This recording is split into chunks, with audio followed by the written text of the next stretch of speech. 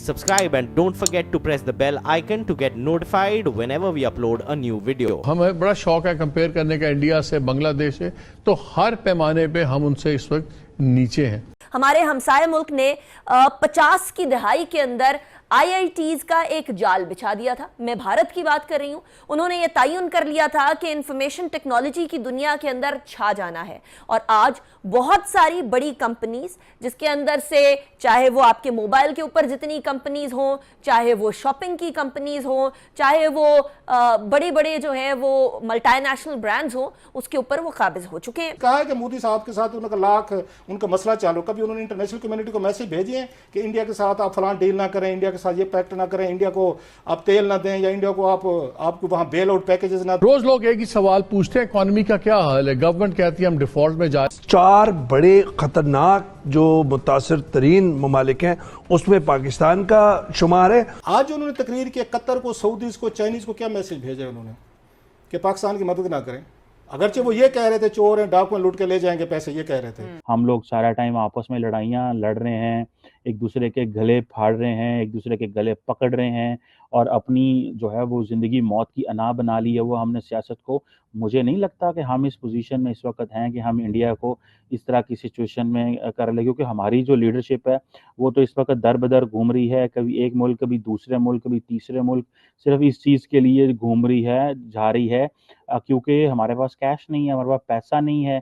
अभी भी हमारे प्राइम मिनिस्टर जो है वो कतर पहुंचे हुए हैं ताकि वहाँ से कोई पैसा वैसा मिल जाए, और हमें उससे पहले जनरल बाजवा गए हुए थे ताकि कोई ना कोई डील हो सके और उसके नतीजे में हमें कतर से कोई डिपॉजिट मिल जाए और हमारी जो मैक्रो इकोनॉमिक इंडिकेटर हैं वो बेहतर हो जाएं, क्योंकि मुल्क के अंदर एक तरफ फ्लड्स हैं, मुल्क का जानी माली नुकसान बहुत ज़्यादा हो गया है। अगर इस मुल्क का पहले ही डॉलर आपका 230 तक 45 तक पहुंचा है, आपको ऑलरेडी IMF की अभी आपको डील मिलने वाली है कुछ, अगर वो नहीं मिलती, सऊदीज पैसे नहीं देते, कतरी अभी $3 बिलियन की इन्वेस्टमेंट कह रहे हैं, ये पैसा नहीं मिलता। जो मैसेज आज आपने भेजा है उनको कतरीज को कि जनाब, या उनको सऊदीज को, या जो भी पाकिस्तान की मदद करें, चोर डाकू इनको ना मदद करें, who is going to suffer? Imran Khan sahab को कोई फर्क नहीं पड़ना, जरदारी साहब को, इनको किसी को कोई फर्क नहीं पड़ना। The people will suffer. आपका डॉलर फिर आप पे दबाव आ जाएगा, आपको कोई बारोइंग नहीं कर सकेंगे, लेंडिंग नहीं होगी, आपकी इकानमी तो फिर दोबारा जाकर ज़मीन पर जा लगेगी। बात दरअसल ये है कि आपका जो फॉरेन एक्सचेंज का जो रिक्वायरमेंट का सिलसिला है हर साल वो बढ़ता गया है।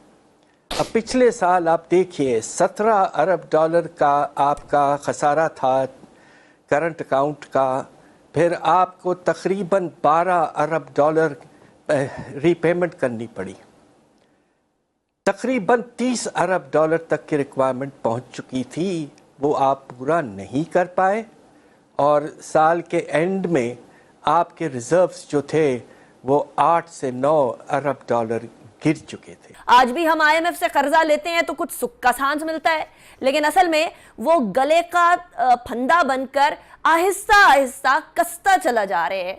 ये कर्ज जो है हर पाकिस्तानी के कंधे के ऊपर लाखों रुपए का कर्ज बनता चला जा रहा है। एक बच्चा जो पाकिस्तान के अंदर पैदा होता है तो वो ये कर्ज लेकर पैदा होता है।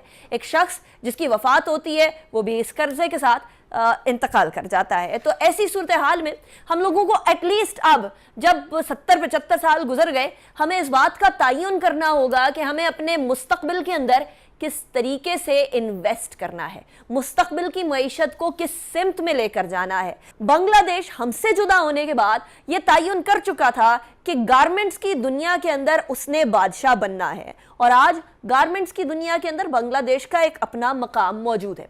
इसी तरीके से पाकिस्तान के बहुत सारे जो 5 साला प्लान्स की हम बात किया करते थे वो दूसरे ममालिक लेकर आगे बढ़ गए, लेकिन हम वही प्लान्स को अपने हाथ में थाम के शायद रद्दी की टोकरी में फेंक बैठे, उसके ऊपर इम्प्लीमेंट नहीं कर सके। अब सवाल ये पैदा होता है कि आज अगर हम लोग अपने फ्यूचर में इन्वेस्ट करें और अपनी मईशत की सिमत का तयन करें तो वो सिमत किस जगह जानी चाहिए।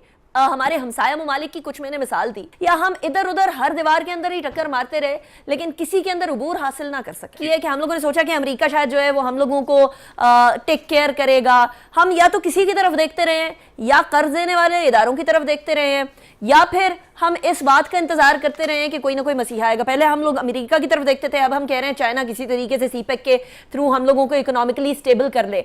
क्या ये lack of trust in your own self है, یا پھر سستی اور کاہلی ہے؟ کیونکہ ایسا نہیں ہے کہ ہمارے پاس ذخائر نہ ہو.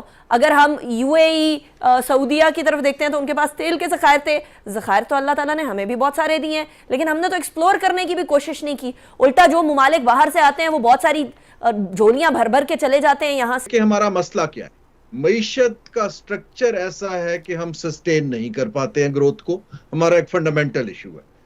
کوئی تقریباً 20 لاکھ لوگ لیبر مارکیٹ میں ہر سال آتے ہیں, نوجوان, ان کو ڈگنیفائیڈ ہم نے فیوچر دینا ہے.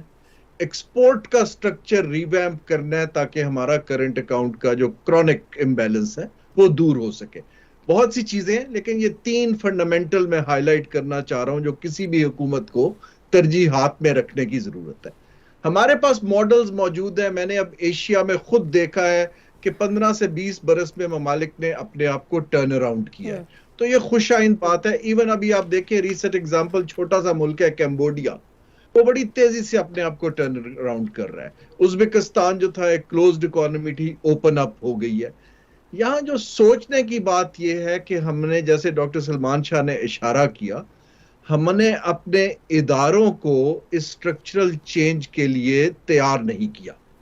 اور میں 1-2 مثالیں دیتا ہوں. جیسے پلاننگ کمیشن ہے, اگر آپ آج ہندوستان کے پلاننگ کمیشن کو ویکیپیڈیا پہ ڈالیں تو وہاں آئے گا فارمڈ ان 1950, closed in 2014.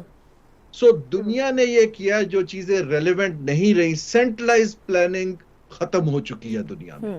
ہمیں ایک بڑا ماڈرن ادارے چاہیے. اسی طرح ہمارے بہت سے ادارے ہم نئے ادارے بناتے ہیں, ایگزسٹنگ میں صلاحیت پیدا نہیں کی, اور کبھی چین کی طرف دیکھتے ہیں, کبھی امریکہ کی طرف دیکھتے ہیں, کبھی ورلڈ بینک کو دیکھتے ہیں, کبھی IMF کو دیکھتے ہیں. آپ کے پاس آج امبانی لیول کے 10 کنگلومیریٹس ہوتے اگر آپ اس کو اسپوائل آج نہ کرتے.